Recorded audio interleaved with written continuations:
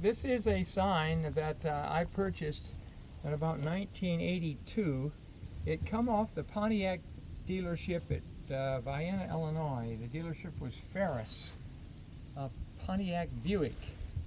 And I went down. I couldn't make the auction, and so I went down on Sunday night about 8 o'clock thinking there was going to be a bunch of junk in the dumpster, which there was, and I rooted around in the dumpster. But in the process of doing that, I noticed that this sign and a Buick valve and head were laying out there next to the building. And so I thought, what the heck? I wonder what the deal is on those signs. I went inside and asked the owner. Again, I found him somewhere because it was about 8 o'clock Sunday night.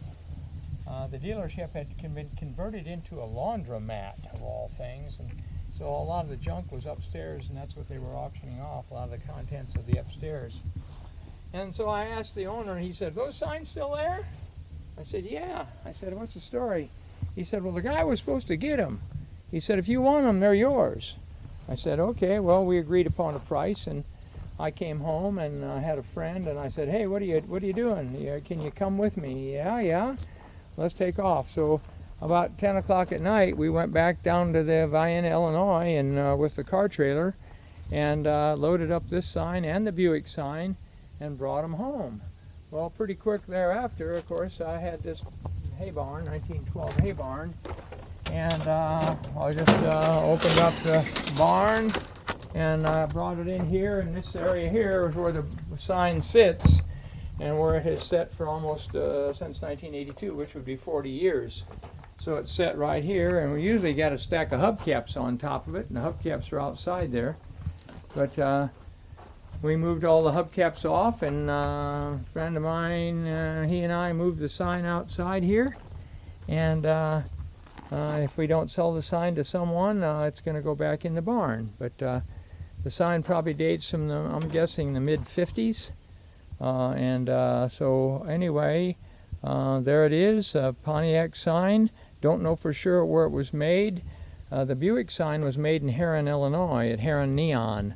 This one doesn't have any signage on it to indicate where the sign was made. But if you noticed, all the tubing on the left-hand side of the sign, except for one letter, all this tubing is in excellent shape. The A is broken, as is the tubing, the smaller tubing that's on the Pontiac head itself at the base. And the other side, so pretty remarkable that this thing has survived over the years, and it's only got minimum damage to the tubing.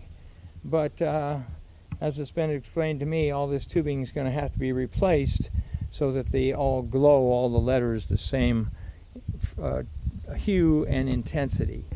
And so anyway, one of the guys that explained it to me out of the Herrin Neon Sign Company, which was making these signs back in the 1950s, he said the key to making this is how you make the nose and the mouth. And you can see how he's got that, certain shapes, how they've shaped that hot glass to make the mouth and the nose, and then of course the feather.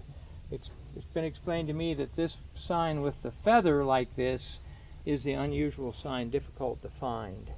And so anyway, this is an unusual sign in extraordinary good condition. I mean, it's in spectacular condition. It's only got two little dings in it. I'll show you those dings. The only places I've noticed that the sign is damaged anywhere that I see is right here. If you call that a ding, there's a ding there, and there's another little ding maybe somewhere else. That's not a ding, that's dirt. But right here, there's two dings. There's one right there and one right there.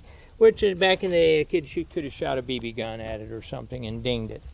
But beyond that, and of course the sheet metal at the very, very bottom, where all the moisture and rain and most probably a bird's nest